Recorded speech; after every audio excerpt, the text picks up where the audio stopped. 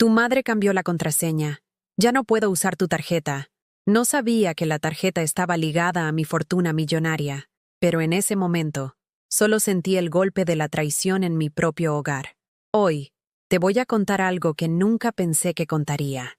Y si tú, por un segundo, sientes que esto te suena familiar, solo te pido que dejes un like y te suscribas.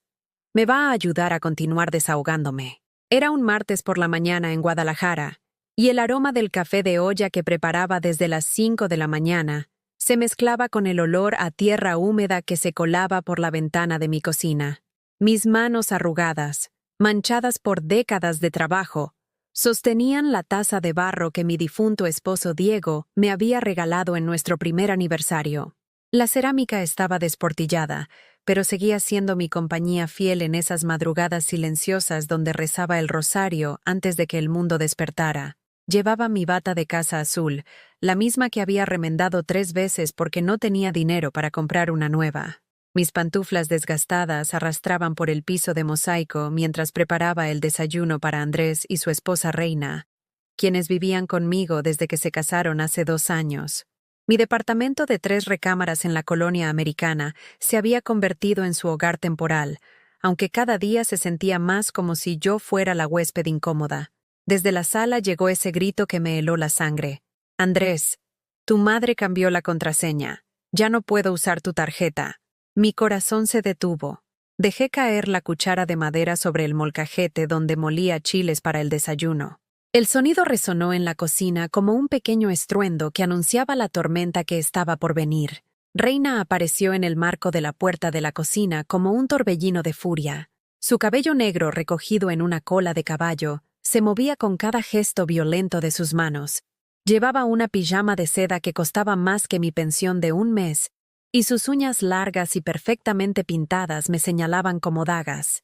«¡Doña Esperanza!», me gritó, usando ese tono que reservaba para cuando quería humillarme. «¿Qué diablos hiciste con tu tarjeta? Tengo que pagar la colegiatura de mi hermana y no pude». Sus ojos cafés estaban inyectados de una rabia que me resultaba familiar. Era la misma mirada que me dirigía cuando preparaba comida muy sencilla para sus gustos, o cuando mis telenovelas de la tarde interrumpían sus llamadas importantes. Andrés apareció detrás de ella, con el cabello despeinado y los ojos hinchados de sueño. Mi hijo de 32 años, alto como su padre pero con los hombros caídos de quien había perdido la dignidad en algún lugar del camino. «Mamá», murmuró sin mirarme a los ojos, «¿por qué cambiaste la contraseña?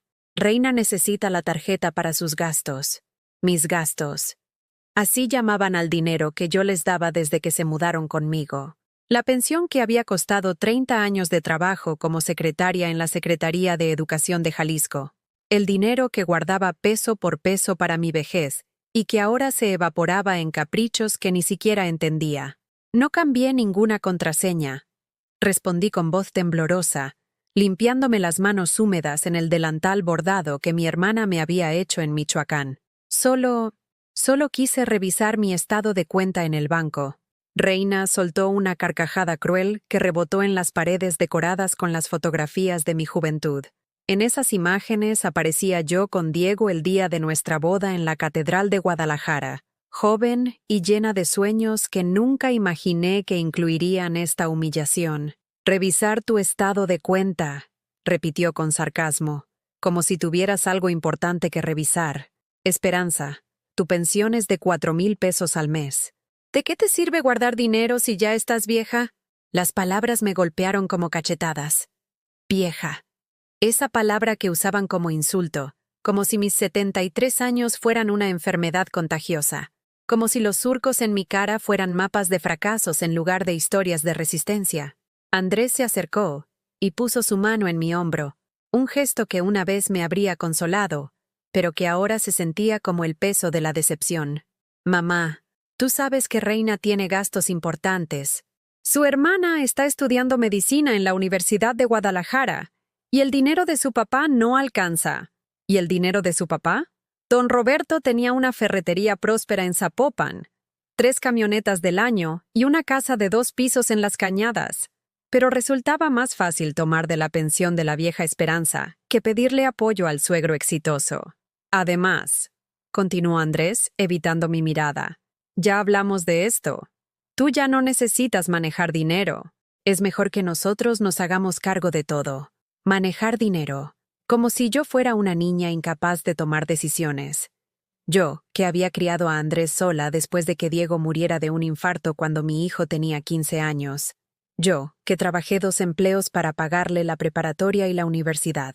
Yo, que vendí mi anillo de matrimonio para comprarle su primera computadora cuando estudiaba administración. El aroma del café se había vuelto amargo, mezclándose con el sabor metálico del miedo que se instalaba en mi garganta.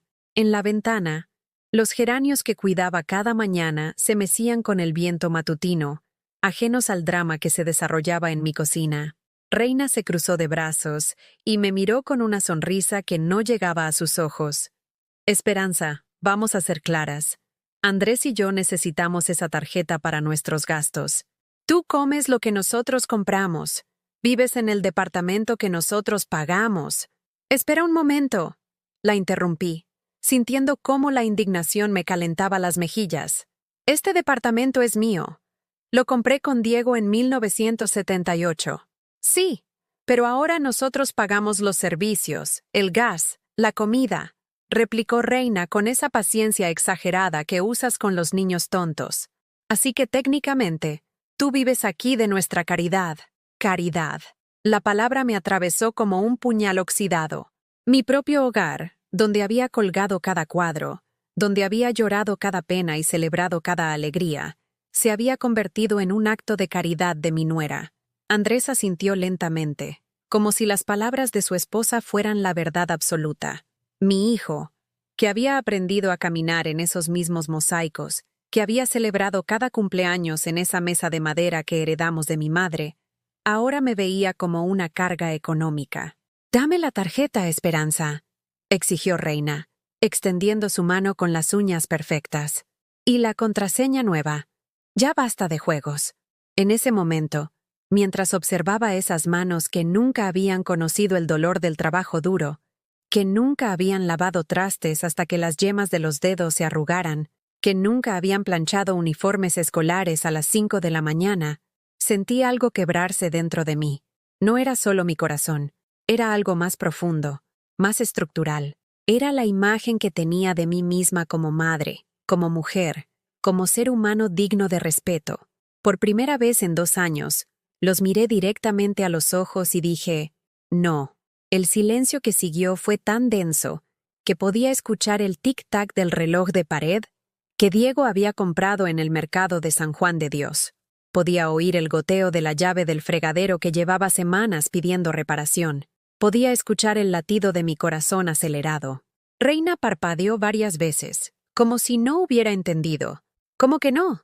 ¿Que no te voy a dar mi tarjeta? La transformación de Reina fue inmediata. Su cara se contorsionó en una mueca de desprecio puro. ¿Sabes qué, vieja malagradecida? Esto se acabó. Andrés, ya dile a tu mamá que o coopera o se busca otro lugar donde vivir. Y salió de la cocina pisando fuerte, dejando tras de sí el eco de una amenaza que resonó en mis huesos como un presagio de tormenta. Andrés se quedó conmigo unos segundos más, jugando nervioso con las llaves de su auto. Mamá, no hagas esto más difícil de lo que ya es. Baiji se fue, dejándome sola con el café frío, el aroma de los chiles quemados y una pregunta que me taladró el alma. ¿Cuándo me convertí en el estorbo de mi propia vida? Esa misma tarde, mientras barría las hojas secas del pequeño patio trasero, donde Diego había plantado un limonero que ahora daba frutos amargos, escuché la puerta de entrada abrirse con violencia. Los pasos de Reina resonaron por toda la casa como martillazos sobre mi tranquilidad. «Esperanza, ven acá ahora mismo». Su voz atravesó las paredes de adobe con la autoridad de quien se siente dueña del lugar. Dejé la escoba recargada contra la pared de ladrillo pintado de azul cielo y caminé hacia la sala, limpiándome las manos en el mandil que había cosido con retazos de tela que me sobraron de cortinas. Reina estaba sentada en mi sillón favorito, ese de terciopelo verde que Diego me había comprado para mi cumpleaños número 50. Llevaba bolsas de Liverpool y Palacio de Hierro esparcidas a sus pies como trofeos de guerra. Sus tacones negros descansaban sobre mi mesa de centro de madera, esa donde yo había puesto durante décadas las fotos de Andrés cuando era niño. «Siéntate», me ordenó, señalando la silla de mimbre que había quedado para mí después de que ellos se apropiaran de los mejores muebles. «Tenemos que hablar de tu situación, mi situación», como si yo fuera un problema administrativo que necesitaba ser resuelto por mentes más competentes. Me senté en silencio, sintiendo cómo la silla crujía bajo mi peso, recordando cuando Diego y yo la compramos en Tonalá, cuando éramos jóvenes y creíamos que el futuro nos pertenecía. Andrés llegó pocos minutos después, cargando más bolsas de compras. Su cara reflejaba esa incomodidad que había aprendido a reconocer cuando tenía que dar malas noticias. Se sentó junto a Reina en el sofá de 2 plazas que habían declarado como territorio exclusivo, y yo quedé frente a ellos como una empleada convocada a una junta disciplinaria. «¿Mamá?», comenzó Andrés, jugando nervioso con el celular en sus manos. «Reina y yo hemos estado pensando...» «No, Andrés», lo interrumpió su esposa con esa sonrisa falsa que había perfeccionado para las ocasiones especiales. «Yo voy a hablar. Tu mamá necesita escuchar la verdad». Reina se inclinó hacia adelante y pude ver el collar de perlas que había comprado la semana pasada con mi dinero. Cada perla brillaba bajo la luz de la lámpara de hierro forjado que había sido regalo de bodas de mi comadre Soledad, que descansaba en paz.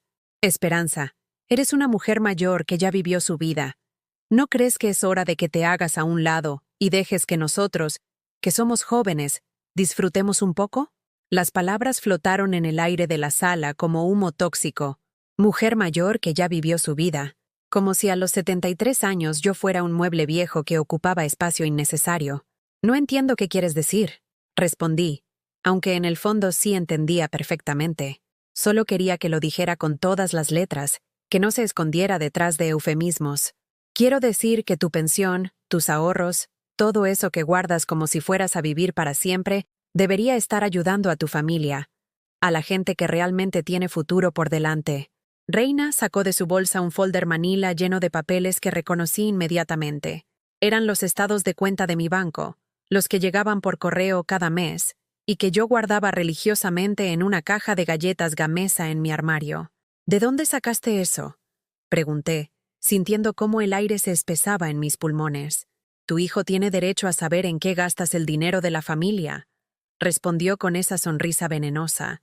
«Y francamente, Esperanza, no entendemos por qué tienes 42,000 pesos ahorrados en el banco cuando nosotros vivimos contando centavos». 42,000 pesos. El dinero que había ahorrado durante 5 años, peso por peso, sacrificando pasteles en mi cumpleaños, caminando en lugar de tomar el camión, comprando la verdura más barata del mercado de abastos, dinero que guardaba para mi funeral, para no ser una carga ni siquiera en la muerte. «Ese dinero es para mis gastos médicos», murmuré, sintiendo cómo las mejillas se me encendían de vergüenza. «Para cuando me enferme. Para cuando te enfermes», repitió Reina, imitando mi voz con crueldad. «Esperanza, ya estás enferma. Tienes diabetes, presión alta, problemas en las rodillas. ¿De qué te sirve guardar dinero para el futuro si ya estás viviendo ese futuro?» Andrés asintió como un perro obediente. Mi hijo, que había llorado en mis brazos cuando su padre murió, que había dormido en mi cama durante meses porque tenía pesadillas, ahora asentía mientras su esposa me despedazaba con palabras. «Además», continuó Reina, hojeando mis estados de cuenta como si fueran un periódico del domingo, «vemos que cada mes mandas 500 pesos a tu hermana en Michoacán. ¿Para qué? ¿Para que compre más santos de yeso para su altar? Mi hermana Remedios, viuda como yo, que vivía sola en el pueblo donde nacimos, cuidando las tumbas de nuestros padres. Los 500 pesos que le mandaba cada mes eran para sus medicinas, para su comida, para que supiera que no estaba sola en el mundo. Pero para Reina eran solo dinero desperdiciado en sentimentalismos de viejas. También vemos que pagas 90 pesos mensuales para las misas de Diego», añadió, arrugando la nariz como si hubiera olido algo descompuesto. «Esperanza, tu esposo lleva muerto 15 años. ¿No crees que ya descansó en paz?» Las misas de Diego. Cada mes, religiosamente, yo le daba esos 90 pesos al padre Joaquín en la parroquia de San José, para que recordara a mi esposo en sus oraciones. Era mi manera de mantener viva la memoria del hombre que me había amado como nadie más lo haría jamás. «Eso no les importa», dije con la poca fuerza que me quedaba en la voz. «Sí nos importa», respondió Andrés, hablando por primera vez en varios minutos. «Mamá, nosotros somos tu familia ahora, Reina y yo, y pronto tal vez tengamos hijos. ¿No crees que deberíamos ser tu prioridad?» Hijos. La palabra que sabía que me desarmaría por completo. Durante 2 años había esperado la noticia de un embarazo. Había soñado con tener nietos que llenaran de vida esa casa que se había vuelto tan silenciosa. Pero cada mes pasaba sin anuncios, y cuando preguntaba discretamente, Reina me decía que eran jóvenes, que tenían tiempo. «Mira, Esperanza», dijo Reina, guardando los papeles en el folder con movimientos calculados.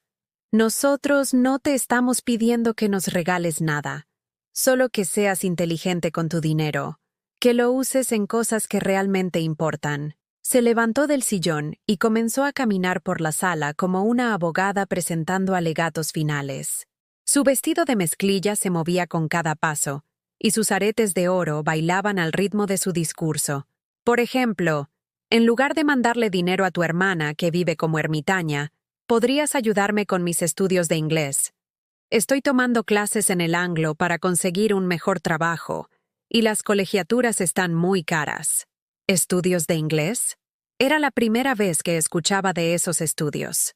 Pero conociendo a Reina, probablemente era otra de esas actividades de señoras acomodadas que la hacían sentir importante. Y en lugar de pagar misas por un muerto, podrías ayudarnos con el enganche para un auto nuevo.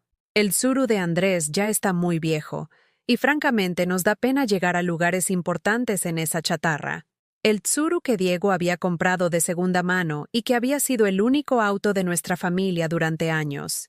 El carro en el que habíamos llevado a Andrés a la escuela, al doctor, a pasear los domingos por el centro de Guadalajara. Para mí era un tesoro lleno de recuerdos. Para ellos, una chatarra que les daba pena. «Esperanza», dijo Reina, acercándose hasta quedar de pie frente a mí. «Nosotros no te estamos pidiendo que vivas en la miseria, pero tienes que entender que ya no puedes ser egoísta. Tienes que pensar en nosotros. Egoísta. Yo, que había trabajado hasta los 65 años para asegurarme de nunca ser una carga para nadie. Yo, que remendaba mi ropa en lugar de comprar nueva para poder darles dinero. Yo, que comía frijoles con tortilla mientras ellos pedían comida china los fines de semana. ¿Qué propones exactamente?», pregunté, aunque ya sabía la respuesta. Reina sonrió con esa expresión de triunfo que había aprendido a temer. «Que mañana mismo vayamos al banco y cambies la tarjeta a una cuenta conjunta. Andrés y yo podremos manejar tu dinero de manera más eficiente, asegurándonos de que se use en cosas realmente importantes para la familia. Cuenta conjunta. Que ellos manejaran mi dinero, que decidieran cuándo, cómo y en qué podía gastar cada peso de mi propia pensión. Piénsalo, Esperanza», añadió Andrés, levantándose del sofá y acercándose a poner una mano en mi hombro. «Será mejor para todos. Tú no tendrás que preocuparte por el dinero, y nosotros nos aseguraremos de que tengas todo lo que necesitas, todo lo que necesites, según el criterio de ellos, bajo su supervisión, como si fuera una niña incapaz de tomar decisiones sobre su propia vida». Esa noche, cuando por fin se fueron a dormir después de cenar unos tacos que pidieron y que yo pagué, me quedé sola en la cocina, sentada frente a la mesa donde había comido durante 30 años con Diego. El silencio era tan denso que podía escuchar el zumbido del refrigerador viejo y el tic-tac del reloj que marcaba las horas de mi cautiverio. Tomé entre mis manos la taza desportillada donde había tomado café esa mañana, cuando mi único problema era decidir si poner canela o no. Ahora, 12 horas después, me enfrentaba a la posibilidad de perder el control total sobre mi vida, mi dinero, mi dignidad. Por primera vez en 15 años, desde que Diego murió, lloré sin poder contenerme. Lloré por la mujer que había sido, por la madre que creí ser, por el futuro que creí merecer. Lloré porque mi propio hijo veía mis ahorros como un botín de guerra y mi amor como una debilidad que podía ser explotada. pero mientras las lágrimas caían sobre la mesa de madera marcada por décadas de comidas familiares, algo comenzó a removerse en mi pecho. No era solo tristeza, era algo más peligroso, más transformador. Era rabia. Bochest. A la mañana siguiente, desperté antes del amanecer con un nudo en el estómago que no se iba ni con el té de manzanilla que me preparé en la cocina silenciosa. Mis manos temblaron mientras encendía la estufa de gas, y el sonido del fósforo raspando contra la caja me recordó los años cuando Diego y yo vivíamos con lo mínimo, pero éramos felices. Desde mi ventana podía ver a doña Carmen regando sus plantas en el patio de al lado. Ella tenía mi edad, pero vivía sola desde que enviudó, y siempre me había parecido una mujer llena de vida. Esa mañana la envidiaba. Envidiaba su soledad elegida, su libertad para decidir qué hacer con su tiempo, su dinero, su vida. El ruido de pasos en el pasillo me arrancó de mis pensamientos. Reina apareció en la cocina envuelta en una bata de satén rosa que le había costado más de 1,000 pesos de mi dinero. Su cabello estaba perfectamente peinado, como si hubiera despertado lista para una sesión de fotos. «Buenos días, Esperanza», me dijo con esa sonrisa falsa que reservaba para cuando necesitaba algo importante. «¿Ya pensaste en nuestra conversación de ayer?» Nuestra conversación. Como si hubiera sido un diálogo entre iguales y no un interrogatorio donde yo era la acusada. «Buenos días», murmuré, sirviéndole automáticamente una taza de café, aunque ella nunca me lo agradecía. «Porque tengo noticias maravillosas», continuó, sentándose en la silla que había sido de Diego y sacando su teléfono celular del bolsillo de la bata. «Ayer hablé con mi hermana Lucía, y adivina qué, no quería adivinar nada. Solo quería que me dejara tomar mi café en paz, pero Reina nunca había respetado los silencios de nadie. La aceptaron en el intercambio a España», exclamó, mostrándome la pantalla del teléfono como si yo pudiera leer los mensajes desde la distancia. «Va a estudiar un semestre en Madrid. ¿Te imaginas qué oportunidad? España, el país donde mi abuelo había nacido antes de emigrar a México con las manos vacías y los sueños llenos. El lugar que siempre había querido conocer, pero que sabía que nunca visitaría porque mi dinero tenía otros destinos más urgentes». «Qué bueno», dije sin entusiasmo, revolviendo mi café con la cucharita oxidada que me negaba a tirar porque había sido regalo de mi madre. «Sí, pero hay un pequeño problema», continuó Reina, y esa frase me heló la sangre porque conocía perfectamente lo que venía después. «El intercambio cuesta 60,000 pesos. 60,000 que obviamente su papá no tiene porque acaba de invertir en ampliar la ferretería. 60,000 pesos. Más dinero del que yo había visto junto en mi vida entera. Una suma que representaba años de mi pensión, décadas de sacrificios, el valor de todos los lujos que me había negado durante toda mi existencia. Es una inversión en el futuro de nuestra familia», añadió, tomando mi mano con las suyas, que estaban suaves y perfumadas mientras las mías estaban ásperas y manchadas por el trabajo. «Lucía va a salir siendo bilingüe, va a conocer Europa, va a tener oportunidades que nosotros nunca tuvimos. Oportunidades que nosotros nunca tuvimos. Yo, que dejé la escuela a los 14 años para trabajar y ayudar a mis padres. Yo, que nunca conocí el mar hasta que cumplí 40 años y Diego me llevó a Puerto Vallarta para celebrar nuestro aniversario. Yo, que había soñado con estudiar enfermería, pero que terminé siendo secretaria porque era lo único que podía pagar. Reina, yo no tengo 60,000 pesos», le dije, liberando mi mano de su agarre. «Claro que sí los tienes», respondió con esa sonrisa que se estaba volviendo cada vez más forzada. «Tienes 42,000 en el banco, y con lo que ahorres este mes cancelando esas tonterías de las misas y el dinero de tu hermana, más lo que puedas sacar de tu afore». ¿Mi afore?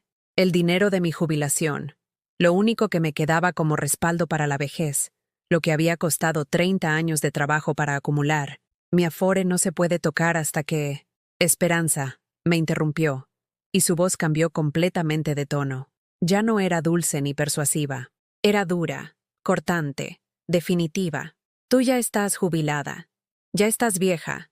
¿Para qué necesitas guardar dinero si ya no tienes futuro? Ya no tienes futuro». Las palabras se clavaron en mi pecho como astillas de vidrio.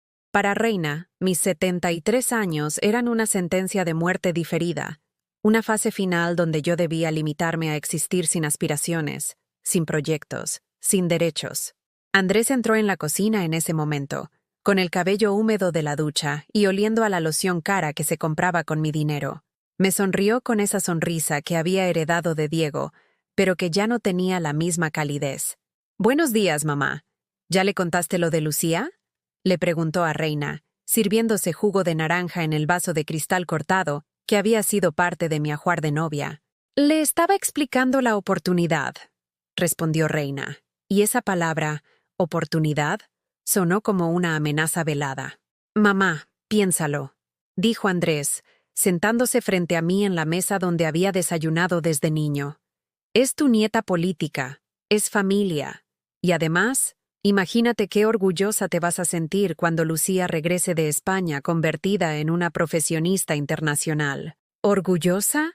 Me sentiría orgullosa de haber sacrificado mis últimos ahorros para pagar los caprichos de una muchacha que apenas me dirigía la palabra cuando venía de visita. ¿Me sentiría orgullosa de quedarme sin un peso ahorrado para enfrentar una emergencia médica, un accidente, una crisis? Además, continuó Reina, jugando con su anillo de compromiso que tenía un diamante más grande que una lenteja. Si nos ayudas con esto, Andrés y yo hemos decidido que ya es hora de darte nietos. El silencio que siguió fue tan denso que podía sentirlo presionando mis tímpanos. Nietos. La palabra mágica que sabía que me desarmaría completamente. Durante 2 años había esperado esa noticia. Había rezado por ella.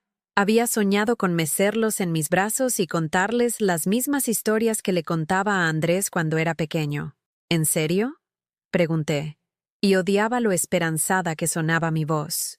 «Completamente en serio», respondió Reina, tomando la mano de Andrés en un gesto teatral que parecía ensayado.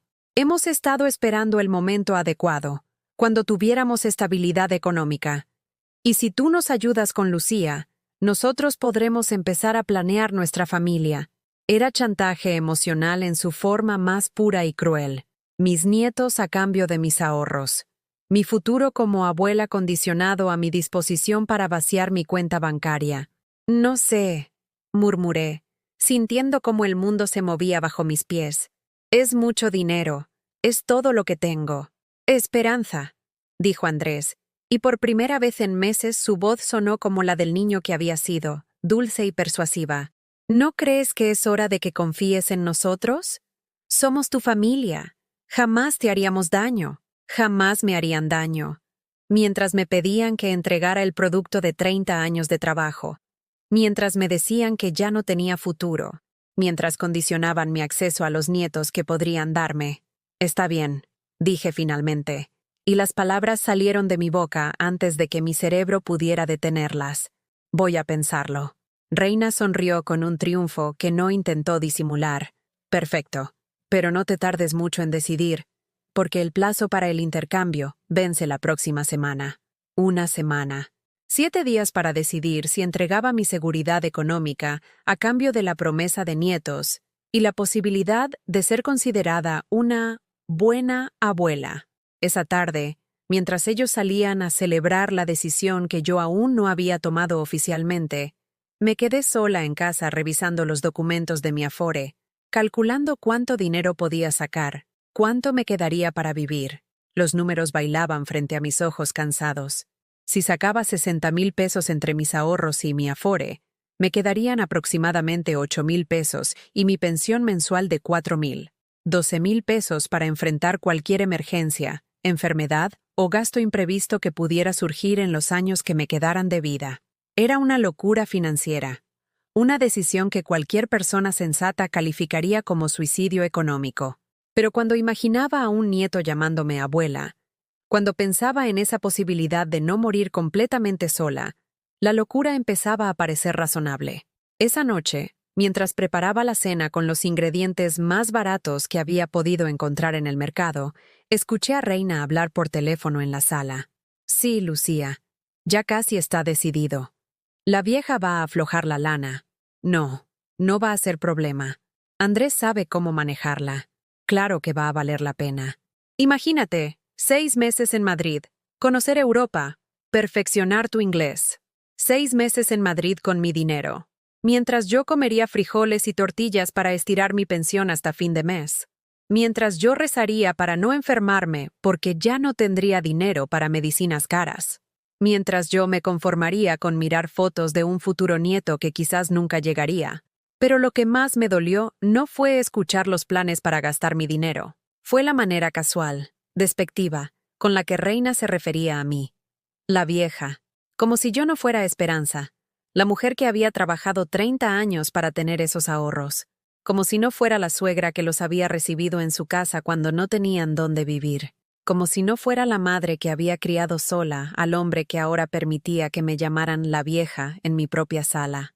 Esa noche, por segunda vez en 48 horas, lloré hasta quedarme sin lágrimas. Pero esta vez no era solo tristeza lo que sentía. Era el despertar lento y doloroso de una dignidad que había estado dormida demasiado tiempo. El viernes por la mañana, Reina despertó con una energía diferente. La escuché moviéndose por la casa desde las 6 de la mañana, hablando por teléfono en voz baja, organizando lo que parecía ser una campaña militar. Cuando bajé a la cocina a preparar el café, la encontré sentada en la mesa con una laptop que no reconocí y varios papeles esparcidos como si estuviera planeando una operación compleja. «Buenos días, Esperanza», me dijo sin levantar la vista de la pantalla. «Hoy vamos al banco». No era una pregunta, era una declaración, como si ya hubiera decidido por mí, como si mi opinión fuera un trámite molesto que había que resolver rápidamente. Yo no he dicho que... «Esperanza», me interrumpió cerrando la laptop de golpe. «Ya perdimos mucho tiempo. El plazo para el intercambio de Lucía vence el lunes. Hoy es viernes. No podemos seguir dando vueltas al asunto». Se levantó de la silla y se acercó a mí con esa sonrisa que había aprendido a temer. Llevaba un vestido azul marino que le daba un aire profesional, como si fuera una ejecutiva importante en lugar de una mujer que vivía de la pensión de su suegra. «Además, tengo una sorpresa para ti», continuó, sacando de su bolsa una pequeña caja envuelta en papel rosa. «Un regalo para celebrar tu generosidad». Un regalo. Como si comprar mi cooperación con Baratijas fuera la estrategia final de su plan. Tomé la caja con manos temblorosas y la desenvolvió lentamente. Dentro había un rosario de cuentas doradas con un crucifijo que parecía caro. «Es bendito», me explicó Reina, como si eso aumentara su valor. «Lo compré en la Basílica de Zapopan. Pensé que te gustaría tener algo especial para tus oraciones». Un rosario bendito comprado con mi propio dinero para convencerme de dar más dinero. La ironía era tan cruel que tuve que morderme la lengua para no reír con amargura. «Gracias», murmuré, guardando el rosario en el bolsillo de mi delantal. Andrés apareció en la cocina unos minutos después, ya vestido con su mejor camisa y unos pantalones que le había regalado para su cumpleaños. Su aspecto pulcro contrastaba con la expresión nerviosa de su cara, como si supiera que lo que estaban haciendo estaba mal, pero no tuviera el valor de detenerlo. «¿Lista, mamá?», me preguntó, evitando mirarme directamente a los ojos. «¿Lista para qué?». «Para ir al banco», respondió Reina por él. «Ya saqué cita con el ejecutivo de cuentas. El señor Mendoza nos va a atender a las 11 de la mañana». ¿Cita con el ejecutivo? ¿Cuándo había hecho esa cita? ¿Con qué derecho había usado mi nombre para concertar reuniones sobre mi dinero? «Yo no autoricé ninguna cita», dije, sintiendo cómo el coraje empezaba a hervirme en las venas. «Esperanza, no seas difícil», replicó Reina con esa paciencia exagerada que usaba cuando quería hacerme sentir como una niña caprichosa. «Es solo un trámite. Vamos a explicarle la situación al ejecutivo y él nos va a orientar sobre la mejor manera de manejar tu dinero». La mejor manera de manejar mi dinero. Como si yo fuera incapaz de tomar decisiones sobre mis propios ahorros después de 73 años de vida. ¿Y si no quiero ir? El silencio que siguió a mi pregunta fue tan denso que podía sentirlo presionando mis oídos. Reina y Andrés intercambiaron una mirada que duró apenas segundos, pero que me dijo todo lo que necesitaba saber sobre los planes que habían estado tramando a mis espaldas. «Mamá», dijo Andrés finalmente, acercándose para poner una mano en mi hombro. «No puedes seguir siendo egoísta. Lucía es familia. Es tu sobrina política. ¿Cómo vas a negarle esta oportunidad? Egoísta. Esa palabra que habían estado usando para describirme durante semanas, como si cuidar mis ahorros fuera un acto de crueldad hacia ellos.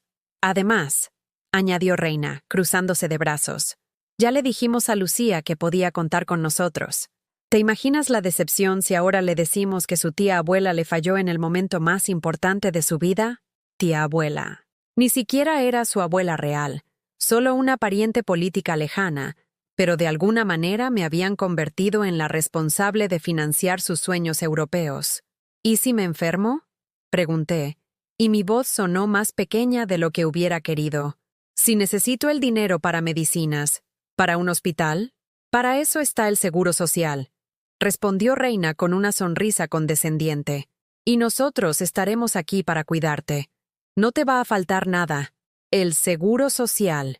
La institución sobrepasada donde tenías que esperar meses para una cita médica, donde los medicamentos se agotaban constantemente, donde los ancianos morían en las salas de espera mientras esperaban atención.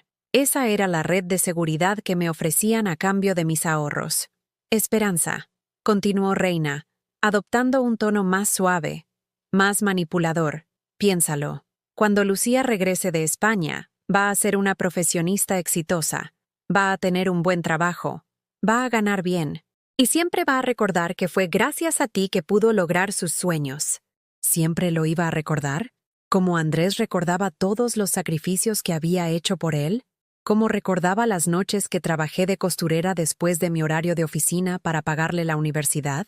¿Cómo recordaba los fines de semana que vendí tamales en la plaza para comprarle libros y útiles escolares? Está bien, dije finalmente. Y las palabras salieron de mi boca como si alguien más las estuviera pronunciando. Vamos al banco. La sonrisa de triunfo que se dibujó en la cara de Reina fue tan brillante que me lastimó los ojos. Andrés exhaló como si hubiera estado conteniendo la respiración durante horas. Sabía que ibas a entender, dijo Reina, dándome un abrazo que se sintió como una camisa de fuerza. Eres la mejor suegra del mundo. Una hora después estábamos sentados en las oficinas de Banamex en la Plaza del Sol, frente a un escritorio donde el señor Mendoza revisaba mis documentos con la eficiencia de alguien que había visto cientos de casos similares. Era un hombre de unos 40 años, con cabello engominado hacia atrás y una sonrisa profesional que no llegaba a sus ojos. Muy bien, señora Esperanza, dijo, consultando su computadora. Veo que usted quiere retirar 60,000 pesos entre sus ahorros y su Afore. Es una cantidad considerable. ¿Estás segura de esta decisión? Antes de que yo pudiera responder, Reina se inclinó hacia adelante y habló con la autoridad de alguien acostumbrada a tomar decisiones importantes. Es para la educación de nuestra sobrina. Una inversión en el futuro de la familia. El señor Mendoza me miró directamente, ignorando a Reina. Señora, necesito que sea usted quien confirme esta transacción. Es su dinero y su decisión. Por un momento, nuestras miradas se encontraron a través del escritorio. En sus ojos vi algo que no había visto en mucho tiempo. Respeto. Respeto por mi autonomía, por mi derecho a decidir, por mi capacidad de tomar mis propias decisiones. Sí, dije, y mi voz sonó ronca. Confirmo la transacción. El proceso tomó casi 2 horas. Papeles que firmar, autorizaciones que dar, trámites que completar. Durante todo ese tiempo, Reina y Andrés se comportaron como los dueños de la situación, hablando con el ejecutivo como si yo fuera una espectadora en mi propia vida financiera. Cuando por fin salimos del banco, llevaba en mi bolsa un cheque por 60,000 pesos a nombre de Lucía Hernández Gutiérrez, la sobrina política que apenas conocía pero que se había convertido en la heredera de mis 30 años de trabajo. ¿Ves qué fácil fue?, me dijo Reina mientras caminábamos hacia el estacionamiento. Ahora Lucía va a poder cumplir sus sueños, y tú vas a ser parte de su éxito. Parte de su éxito. Como si mi empobrecimiento fuera una participación accionaria en el futuro brillante de una muchacha, que probablemente nunca sabría cuánto me había costado su intercambio. Esa noche, después de entregar el cheque y recibir los abrazos y agradecimientos de rigor, me senté en mi cama a contar lo que me quedaba. 8,000 pesos en ahorros y mi pensión mensual de 4,000. 12,000 pesos para enfrentar el resto de mi vida. En el cajón de mi mesita de noche, guardé el recibo de la transacción bancaria junto a una fotografía de Diego y yo en nuestro 20º aniversario de bodas. En esa foto estábamos sonriendo, abrazados, felices. No sabíamos que él moriría 5 años después, ni que yo terminaría entregando nuestros ahorros a gente que me veía como un obstáculo para su felicidad. Mientras miraba esa fotografía, me di cuenta de algo que me heló la sangre. Nunca me habían preguntado qué opinaba Diego de esta decisión. Nunca se habían cuestionado si él habría estado de acuerdo con vaciar la cuenta que habíamos llenado juntos peso por peso, sueño por sueño. Para ellos, Diego ya no existía. Era solo un recuerdo incómodo que ocupaba espacio en mi corazón, dinero desperdiciado en misas que no servían para nada. Pero esa noche, mientras abrazaba la fotografía contra mi pecho, escuché la voz de Diego tan claramente como si estuviera sentado a mi lado. Esperanza, mi amor, ¿qué estás haciendo? Y por primera vez en 2 años, no tuve respuesta. Los días siguientes pasaron como en una neblina extraña. Reina andaba por la casa cantando, organizando llamadas con Lucía para planear su viaje, comprando maletas y ropa nueva para la ocasión. Andrés parecía más relajado, como si un peso enorme se hubiera quitado de sus hombros.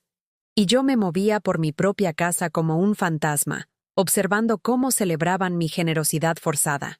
El miércoles por la mañana, mientras preparaba el desayuno con los ingredientes más baratos que había podido encontrar en el mercado, escuché a Reina hablando por teléfono en la sala.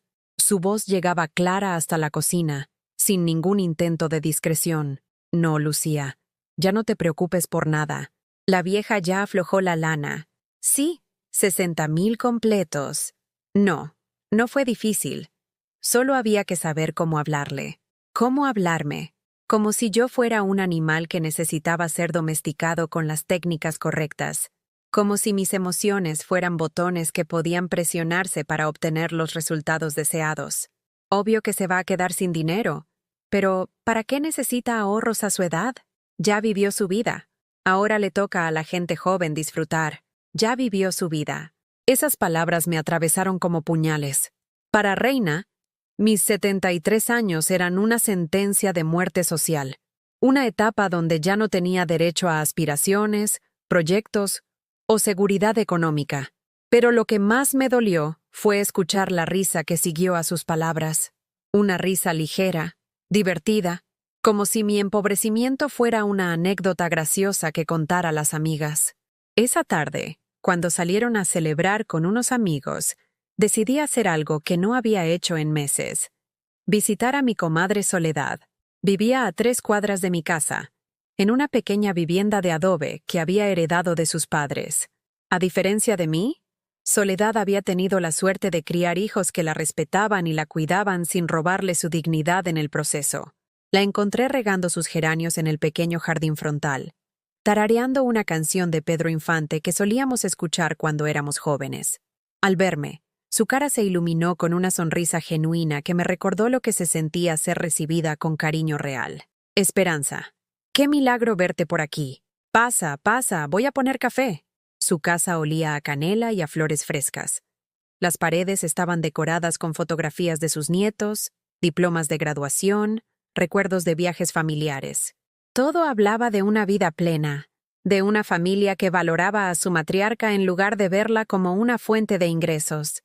«Te ves cansada, comadre», me dijo mientras servía el café en tazas de porcelana que habían pertenecido a su abuela. «¿Cómo van las cosas con Andrés y su esposa?» La pregunta simple abrió las compuertas de meses de dolor acumulado. Le conté todo, la presión constante por mi dinero, las humillaciones diarias, el chantaje emocional, la manera en que me habían convencido de entregar mis ahorros para el intercambio de Lucía. Soledad me escuchó en silencio, asintiendo ocasionalmente, sus ojos llenándose de indignación a medida que mi historia avanzaba. Cuando terminé, se quedó callada durante varios minutos, removiendo su café con una cuchara que tintineaba contra la porcelana como un metrónomo de la reflexión. «Esperanza», me dijo finalmente, «¿tú entiendes lo que te están haciendo? ¿Cómo? Te están robando, no con pistola, no entrando por la ventana, pero te están robando igual. Y lo peor es que te han hecho creer que tú tienes la culpa. Sus palabras fueron como un bofetón de realidad. Robar. Esa palabra que yo no me había atrevido a usar, que había evitado pensar porque implicaba admitir que mi propio hijo era un ladrón. Pero es familia, Soledad. Es mi hijo. Tu hijo, repitió ella, y su voz tenía una dureza que no le conocía. Debería estar protegiéndote, no explotándote. Un hijo que respeta a su madre no la chantajea con promesas de nietos. No permite que su esposa la humille en su propia casa. Pero ellos dicen que es por el bien de la familia. ¿El bien de cuál familia? Me interrumpió Soledad, inclinándose hacia adelante en su silla. ¿De la hermana de ella que ni siquiera es tu familia? ¿O del hijo que permite que te llamen vieja en tu propia sala? Soledad tenía razón, y yo lo sabía. Pero admitirlo significaba aceptar que había estado viviendo una mentira durante 2 años, que el amor que creía recibir era en realidad una transacción comercial donde yo era la que siempre pagaba. ¿Sabes cuál es la diferencia entre mis hijos y el tuyo?, continuó Soledad, levantándose para traer unas galletas caseras. Los míos me piden permiso antes de tomar decisiones sobre mi vida. Me consultan, me respetan, me hacen sentir que mi opinión importa. Era cierto. Los hijos de Soledad la visitaban regularmente, pero nunca se quedaban a vivir con ella. Le daban dinero en lugar de pedírselo. Celebraban sus cumpleaños con fiestas que ella disfrutaba en lugar de verlas como una carga económica. Esperanza, tienes que preguntarte algo muy importante, me dijo, tomando mis manos entre las suyas. Si Diego estuviera vivo, ¿permitiría que te trataran así? La pregunta me golpeó como un rayo. Diego, que me defendía de todo y de todos. Diego, que una vez corrió a golpes a un vecino que me había faltado el respeto. Diego, que trabajaba dobles turnos para que yo pudiera comprarme un vestido nuevo en Navidad. No, susurré, y fue la primera respuesta honesta que había dado en meses. Entonces, ¿por qué lo permites tú? Regresé a casa esa tarde con las palabras de Soledad, retumbando en mi cabeza como campanas de alarma.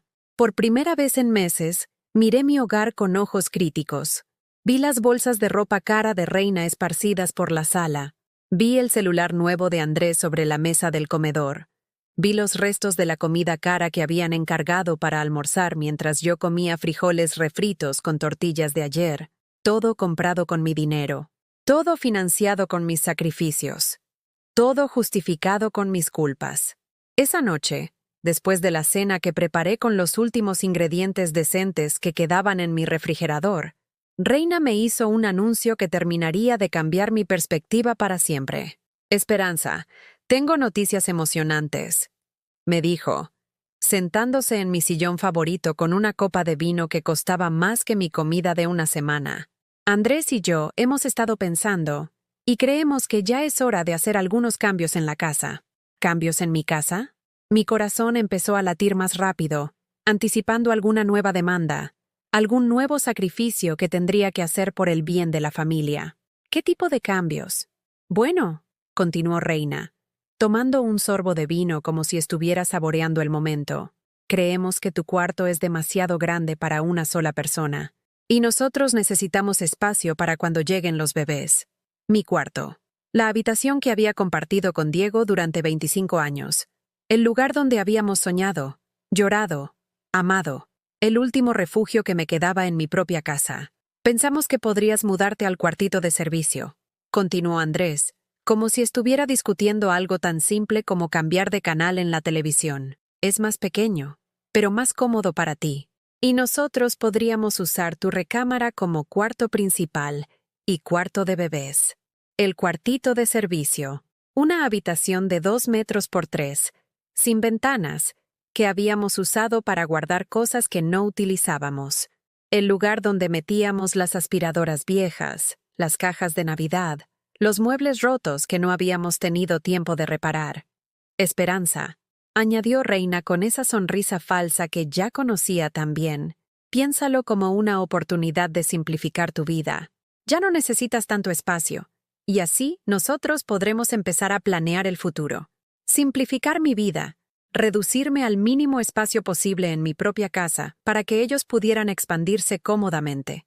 como si yo fuera un mueble que podía ser reubicado según sus necesidades. No, dije, y la palabra salió de mi boca con una firmeza que me sorprendió incluso a mí. Reina dejó de sonreír. Andrés levantó la vista de su teléfono por primera vez en la conversación. ¿Cómo que no?, preguntó Reina, y su voz había perdido toda pretensión de dulzura. Que no me voy a mudar al cuarto de servicio. Esa es mi habitación. La habitación que compartí con mi esposo durante 25 años. Esperanza, dijo Andrés, adoptando ese tono condescendiente que usaba cuando quería hacerme sentir irracional. Sé razonable. Nosotros somos una pareja joven que va a tener hijos.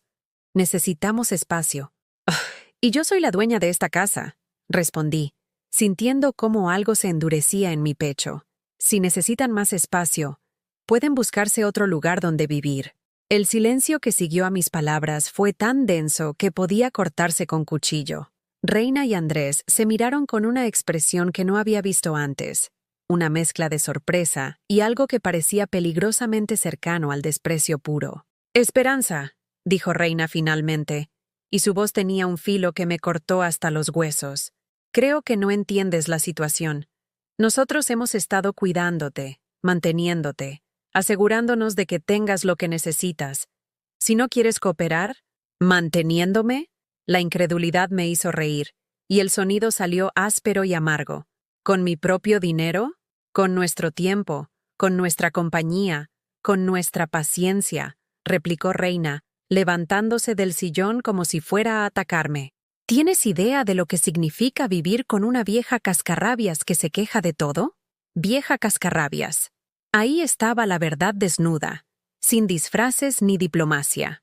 Así era como realmente me veían, como una carga molesta que había que tolerar a cambio de beneficios económicos. Esa noche, acostada en mi cama matrimonial por lo que intuía podría ser una de las últimas veces, entendí finalmente lo que Soledad había tratado de decirme. No era amor lo que recibía de ellos. Era tolerancia comprada con mi dinero, y el precio que estaba pagando por esa tolerancia era mi alma. El viernes por la mañana desperté con una determinación que no había sentido en años. No era coraje, no era rebeldía, era algo más profundo, la certeza de que ya no podía seguir viviendo como una prisionera en mi propia casa. Mientras me vestía con mi mejor vestido, el azul marino que Diego me había regalado para nuestro último aniversario, tomé una decisión que cambiaría todo. Iba a ir al banco a revisar mis cuentas, sola. Salí de la casa antes de que Reina y Andrés despertaran, dejando una nota en la cocina que decía simplemente: «Fui al banco. Regreso en la tarde». No era mentira, pero tampoco era toda la verdad. Tenía planes que ellos no necesitaban conocer. En el autobús hacia el centro de Guadalajara, observé a las otras personas, mujeres de mi edad que viajaban solas, que tomaban sus propias decisiones, que no tenían que pedir permiso para manejar su dinero.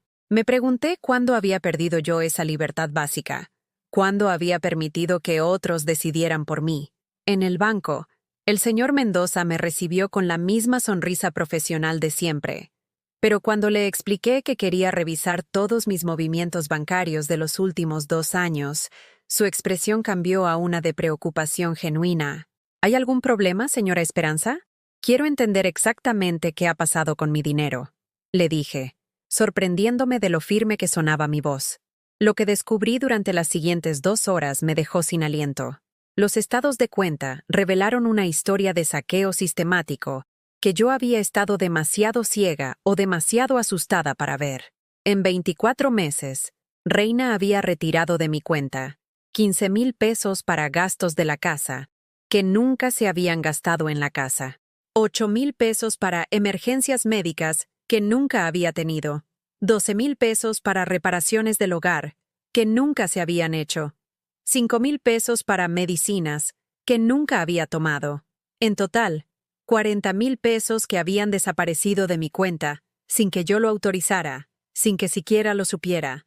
Y eso sin contar los 60,000 que acababa de entregar para el intercambio de Lucía. «Señor Mendoza», le pregunté con voz temblorosa, «¿cómo es posible que alguien saque dinero de mi cuenta sin mi autorización?» El hombre se ajustó los lentes y revisó la pantalla de su computadora con expresión incómoda.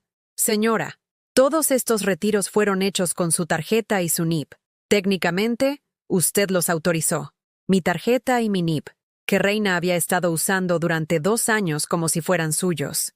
Con mi permiso inicial para emergencias, que se había convertido en un pase libre para saquear mis ahorros. ¿Hay alguna manera de recuperar ese dinero? El señor Mendoza negó con la cabeza lentamente. Me temo que no, señora. Al ser retiros autorizados con su tarjeta, el banco no puede hacer nada. Sería un asunto legal entre usted y las personas que usaron su tarjeta. Legal. La palabra resonó en mi cabeza mientras salía del banco con una copia de todos mis estados de cuenta en una carpeta manila. Un asunto legal con mi propio hijo. La idea me parecía tan surrealista que por un momento pensé que estaba soñando. Pero el siguiente destino de mi día no fue a casa. Fue a la notaría pública de don Roberto Elizalde, un hombre mayor que había sido amigo de Diego y que siempre nos había dado buenos consejos legales. Don Roberto me recibió en su oficina pequeña, pero llena de libros de derecho que llegaban hasta el techo. Cuando le mostré los estados de cuenta y le expliqué mi situación, su cara se fue poniendo cada vez más seria. «Esperanza», me dijo después de revisar los documentos, «lo que te están haciendo se llama abuso financiero de adultos mayores. Es un delito». ¿Un delito? Mi hijo y su esposa eran delincuentes. La realidad era tan brutal que tuve que aferrarme a los brazos de la silla para no caerme. ¿Qué puedo hacer? Primero, cambiar inmediatamente tu NIP y cancelar todas las tarjetas que puedan tener acceso a tus cuentas. Segundo, si quieres, podemos presentar una denuncia por el uso indebido de tu dinero. ¿Denunciar a mi propio hijo? La idea me partía el corazón, pero al mismo tiempo sentía una extraña sensación de alivio. Por fin alguien estaba validando lo que yo había empezado a sospechar, que lo que me estaban haciendo estaba mal, muy mal. «Don Roberto, hay algo más», le dije, sacando de mi bolsa la escritura de mi casa. «¿Pueden quitarme mi casa?» Él revisó los documentos cuidadosamente, y cuando levantó la vista, su expresión era de alivio. «Esta casa está escriturada únicamente a tu nombre, Esperanza. Nadie puede quitártela mientras tú estés viva y mentalmente capaz. Y permíteme decirte que te veo perfectamente capaz de tomar tus propias decisiones. Mentalmente capaz». Esas palabras fueron como agua fresca en un desierto. Durante meses había empezado a dudar de mí misma, a creer que tal vez sí necesitaba que otros tomaran decisiones por mí. ¿Qué me recomienda que haga? Don Roberto se reclinó en su silla y me miró con la sabiduría de sus 80 años. «Esperanza, tú tienes el poder. Es tu casa, tu dinero, tu vida. Ellos solo tienen el poder que tú les has dado. Y lo que se da, se puede quitar». Regresé a casa al atardecer con una nueva tarjeta bancaria, un NIP que solo yo conocía, y una copia de mis derechos como propietaria de la vivienda. Pero lo más importante, regresé con algo que había perdido hacía mucho tiempo: la certeza de que tenía derecho a defender lo que era mío. Reina y Andrés estaban en la sala viendo televisión cuando entré. Al verme, Reina se levantó con esa expresión de irritación que había aprendido a conocer tan bien. «¿Dónde estuviste todo el día?» «Estuvimos preocupados». «Preocupados». Como si alguna vez se hubieran preocupado por algo que no fuera mi dinero. «Fui al banco», respondí, dejando mi bolsa en la mesa del comedor. «¿Al banco? ¿Para qué? Si ya sacamos todo lo que necesitabas para Lucía. Para revisar mis estados de cuenta», dije, y por primera vez en meses, mi voz sonó firme y segura. Andrés y Reina intercambiaron una mirada rápida que no pasó desapercibida para mí. «¿Y qué encontraste?», preguntó Andrés, tratando de sonar casual, pero con una tensión en la voz que lo traicionaba. «Encontré que en los últimos 2 años han sacado de mi cuenta 40,000 pesos sin mi autorización». El silencio que siguió a mis palabras fue diferente a todos los otros silencios que habíamos compartido. Este tenía el peso de la verdad desnuda, de los secretos finalmente expuestos. «Esperanza», dijo Reina finalmente, adoptando esa voz condescendiente que tanto odiaba. «Todo ese dinero fue para gastos de la casa, para cosas que tú necesitabas». «¿Ah, sí? ¿Cómo qué?» Como comida, medicinas, servicios. La comida la compro yo en el mercado con mi dinero del diario. Las medicinas que tomo cuestan 200 pesos al mes. Los servicios los pagamos entre los tres. Cada palabra que pronuncié era como una bofetada que iba desnudando sus mentiras. Vi cómo Reina se ponía cada vez más pálida, cómo Andrés evitaba mi mirada. «Mamá», dijo mi hijo finalmente, «tal vez hubo algunos errores en los registros». ¿Errores? 40,000 pesos de errores que casualmente habían terminado financiando los lujos de mi nuera. También fui a ver a don Roberto Elizalde, continué, disfrutando por primera vez en meses de tener el control de una conversación. ¿El notario?, preguntó Reina, y ahora había pánico real en su voz. Sí, quería confirmar que esta casa es mía, y que nadie puede obligarme a mudarme al cuarto de servicio en mi propia casa. La transformación de Reina fue inmediata. La máscara de dulzura se cayó completamente, dejando al descubierto una furia que me heló la sangre. «¿Sabes qué, vieja malagradecida? Ya me cansé de fingir que me importas. Andrés y yo hemos estado cuidándote por lástima. Pero si vas a ser desagradecida, ¿cuidándome?» La risa que salió de mi garganta sonó extraña incluso para mí. ¿Robándome 40,000 pesos me estaban cuidando? «Ese dinero era para la familia», gritó Reina, y por primera vez vi su verdadera cara, la de una mujer acostumbrada a tomar lo que quería sin importar a quién lastimara en el proceso. «Yo no soy tu familia», le dije con una calma que me sorprendió. «Soy la mujer cuyo dinero has estado robando durante 2 años». Andrés se levantó del sofá como si fuera a intervenir, pero por primera vez en meses, mi mirada lo detuvo en seco. «¿Y tú?», le dije a mi hijo. «Eres el hombre que permitió que su esposa humillara a su madre en su propia casa. El hombre que eligió el dinero por encima del respeto». Esa noche, por primera vez desde que habían llegado a vivir conmigo, cenaron en silencio. No había gritos, no había exigencias, no había planes para gastar más de mi dinero. Solo había algo nuevo en el aire de mi casa, el olor de la dignidad recuperada. Y mientras me preparaba para dormir en mi cama, en mi habitación, en mi casa, entendí que acababa de dar el primer paso en un camino que no sabía a dónde me llevaría, pero que por primera vez en años sentía que era mío para caminar. Al día siguiente, el ambiente en la casa era como la calma antes de la tormenta. Reina y Andrés se movían por los espacios con una tensión palpable, hablando en susurros, lanzándome miradas cargadas de resentimiento. Pero por primera vez en 2 años, sus miradas no me intimidaban, me daban fuerza. Esa mañana, mientras desayunaba mi café y pan tostado en mi mesa de la cocina, Reina apareció vestida como si fuera a una junta de negocios. Llevaba un traje sastre gris que le había costado 3,000 pesos de mi dinero y unos zapatos que costaban más que mi pensión mensual. «Esperanza, necesitamos hablar», me dijo, sentándose frente a mí con una carpeta en las manos. «Andrés y yo hemos estado pensando sobre lo que dijiste ayer, y tienes razón. Tal vez ha habido malentendidos». ¿Malentendidos? 40,000 pesos de malentendidos. Pero decidí escuchar lo que tenía que decir. «Hemos preparado esto para ti», continuó, abriendo la carpeta y mostrándome documentos que no reconocí. «Es un plan de administración financiera. Una manera de organizar mejor tu dinero para que rinda más». Los papeles estaban llenos de palabras complicadas, números, porcentajes.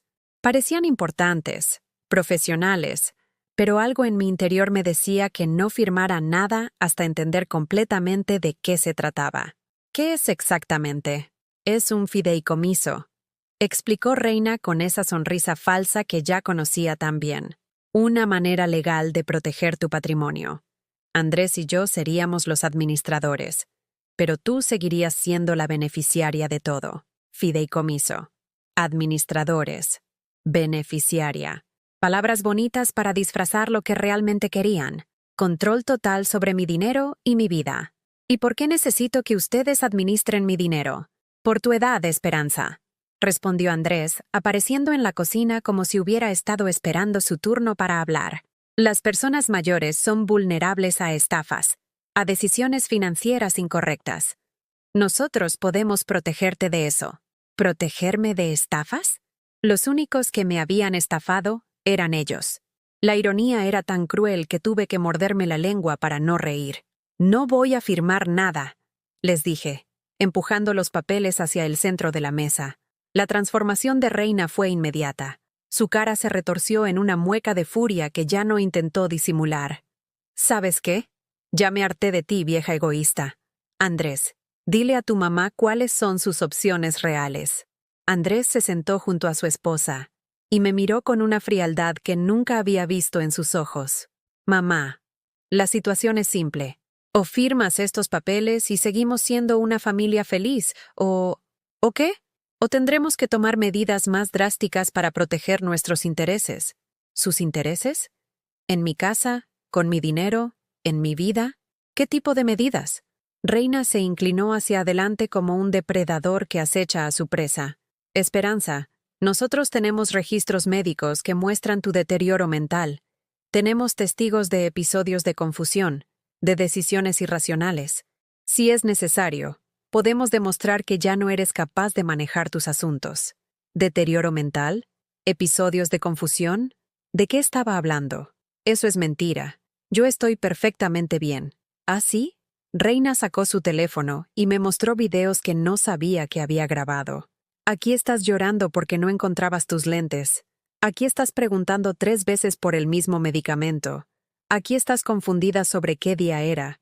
Los videos eran reales, pero sacados completamente de contexto.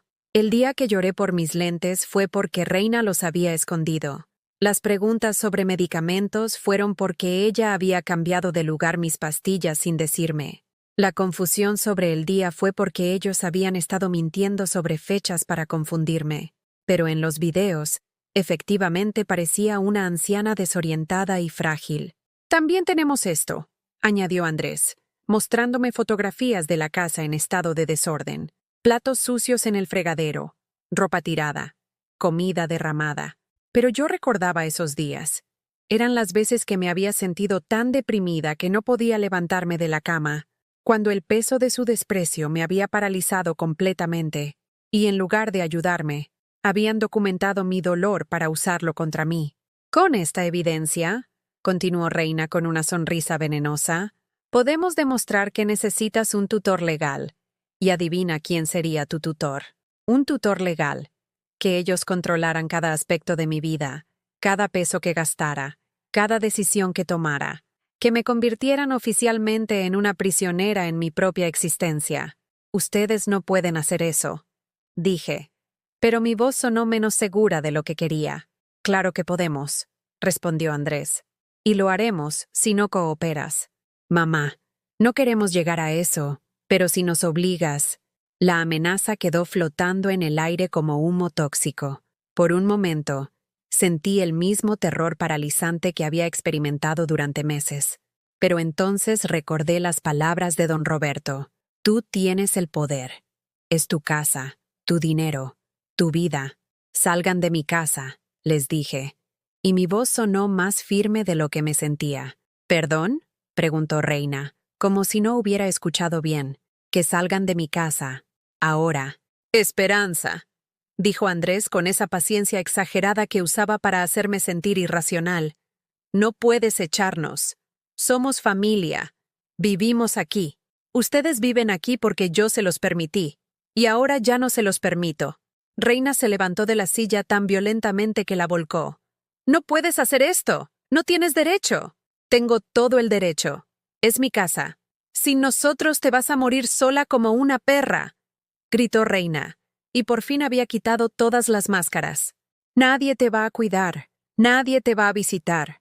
Te vas a pudrir en esta casa llena de recuerdos de un muerto. Sus palabras fueron diseñadas para herirme donde más dolía, para atacar mi miedo más profundo, la soledad absoluta, y por un momento funcionaron. Por un momento, la vieja Esperanza quiso suplicarles que se quedaran, que olvidáramos todo y volviéramos a ser una familia. Pero entonces recordé algo que don Roberto me había dicho. Lo que se da, se puede quitar. Mejor sola que mal acompañada, les dije. Y fue la primera vez en 2 años que una frase me salió del corazón en lugar del miedo. Andrés me miró con una expresión que no había visto nunca. una mezcla de desprecio y algo que parecía odio. Está bien, mamá, si eso es lo que quieres. Pero cuando te arrepientas, cuando estés enferma y sola y necesites ayuda, no vengas llorando con nosotros. No lo haré, respondí, y por primera vez en meses, esa promesa me llenó de alivio en lugar de miedo. Esa tarde, mientras ellos empacaban sus cosas con una violencia que parecía dirigida a herirme, me senté en mi sillón favorito a observar cómo se llevaban los objetos que habían comprado con mi dinero. Era como ver salir de mi casa los símbolos de mi humillación. Cuando se fueron, no hubo despedidas emocionales ni últimas palabras de reconciliación.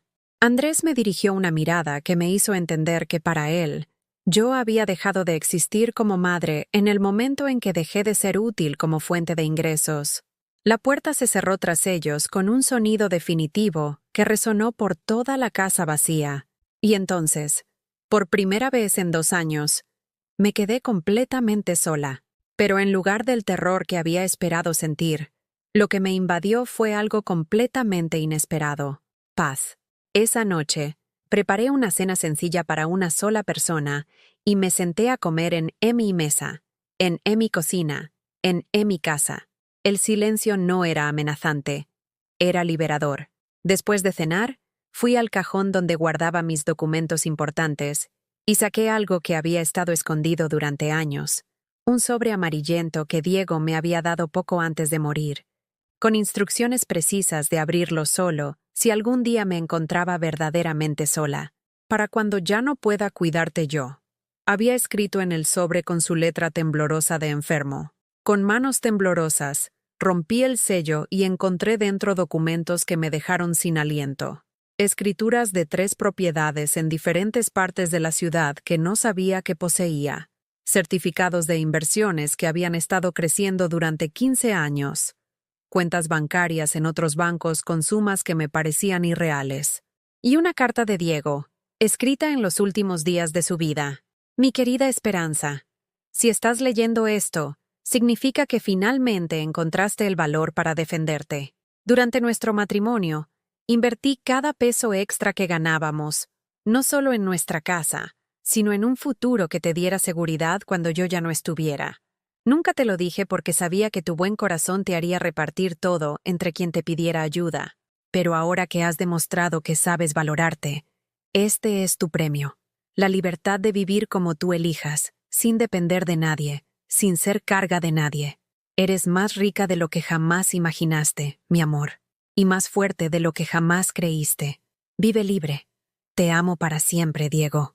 Mientras las lágrimas caían sobre la carta de mi esposo muerto, entendí que la verdadera riqueza no estaba en los números de las cuentas bancarias.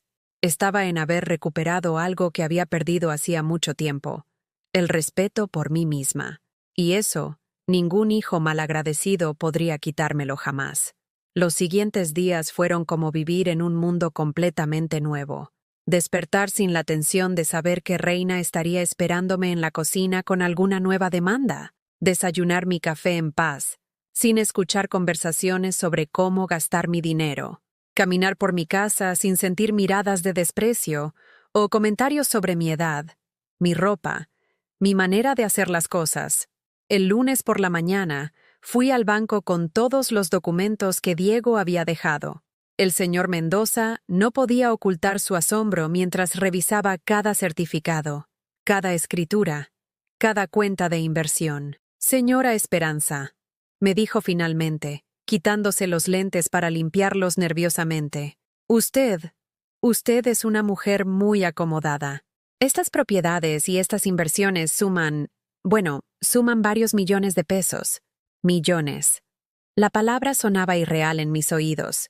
Yo, que había contado cada peso durante toda mi vida, que había remendado ropa para ahorrar dinero, que había caminado en lugar de tomar el autobús para economizar, resultaba que era millonaria desde hacía 15 años.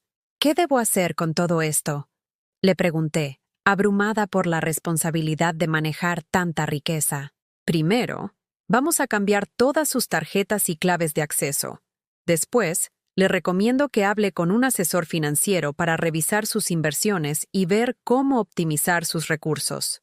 Salí del banco esa tarde con una nueva perspectiva de mi vida y mis posibilidades. Ya no era la viuda pobre que dependía de una pensión mínima. Era una mujer independiente, con recursos suficientes para vivir como quisiera durante el resto de mis días. Pero lo más liberador no era el dinero. Era la certeza de que nunca más tendría que mendigar afecto a cambio de sostenimiento económico. Esa tarde llamé a mi comadre Soledad para contarle todo lo que había pasado.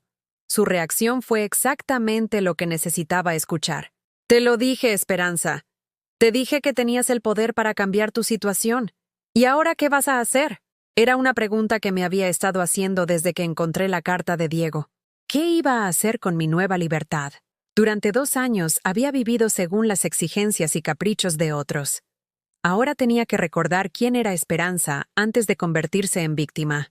No lo sé, le admití. Hace tanto tiempo que no tomo decisiones solo para mí que ni siquiera recuerdo que me gusta. Pues es hora de que lo averigües, me dijo Soledad con esa sabiduría práctica que siempre la había caracterizado. Empieza por algo pequeño.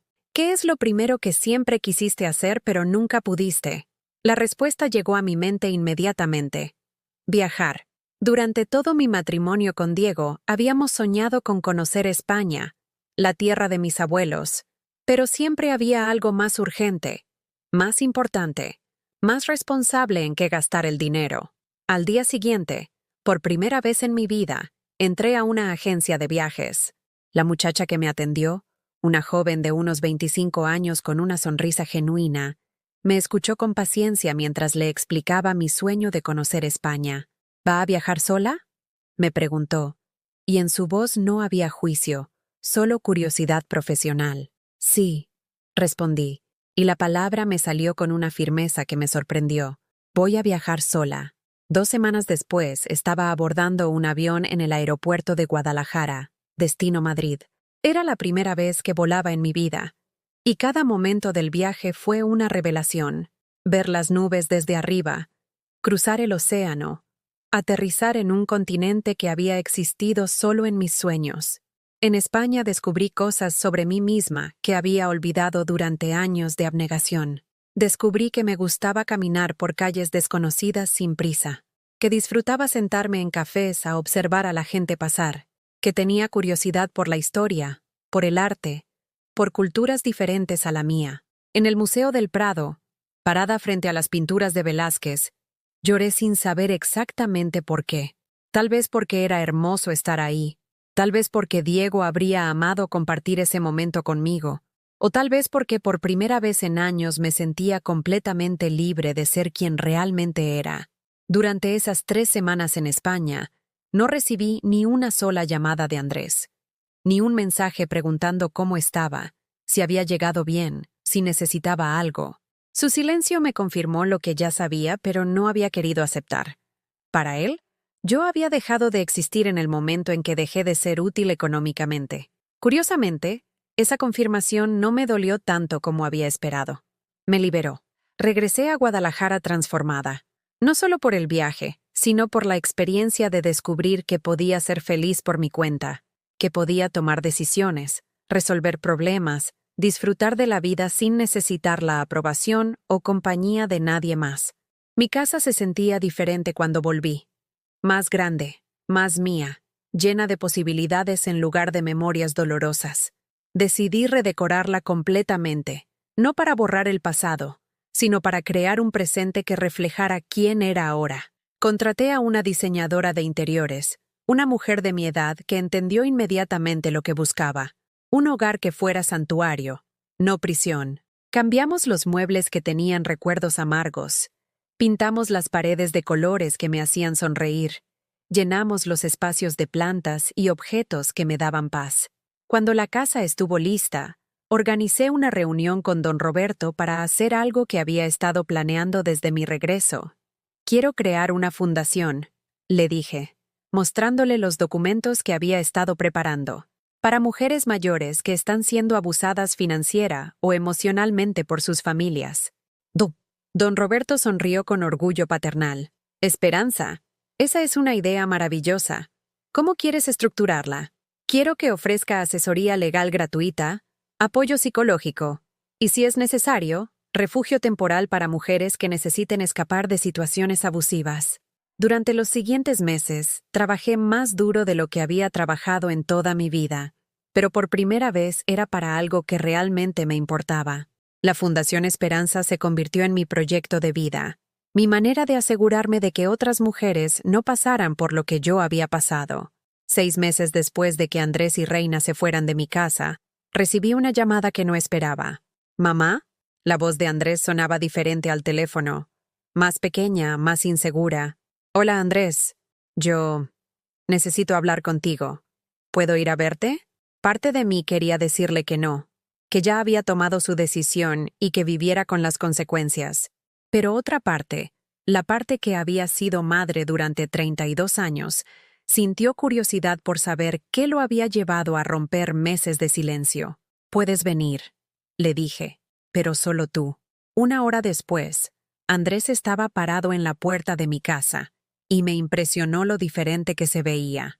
Había perdido peso, tenía ojeras profundas, y su ropa, aunque limpia, se veía arrugada y descuidada.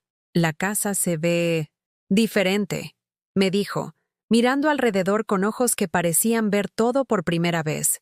Yo también me veo diferente, respondí. Y era cierto.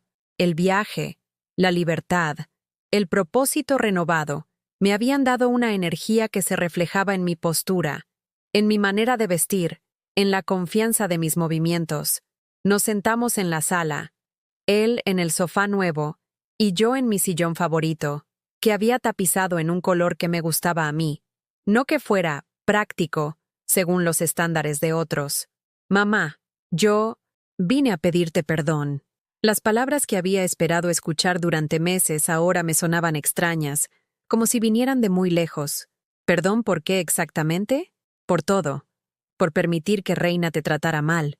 Por robar tu dinero. Por ser un mal hijo.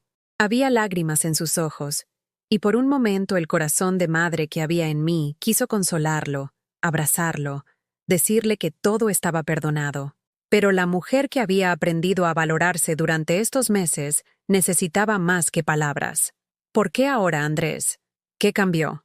Él bajó la mirada, incapaz de sostener la mía. Reina me dejó. Se fue con otro hombre la semana pasada. Se llevó todo lo que compramos con tu dinero.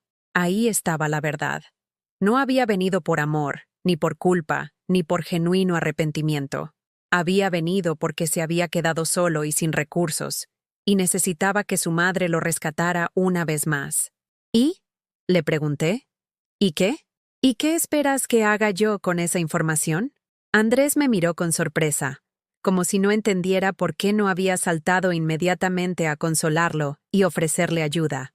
Pensé que podrías ayudarme. Necesito un lugar donde quedarme hasta que encuentre trabajo.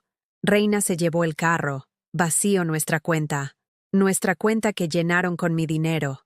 Le recordé. Sí, pero... Mamá, soy tu hijo. Esa frase que una vez había sido mi debilidad más grande ahora me sonaba hueca.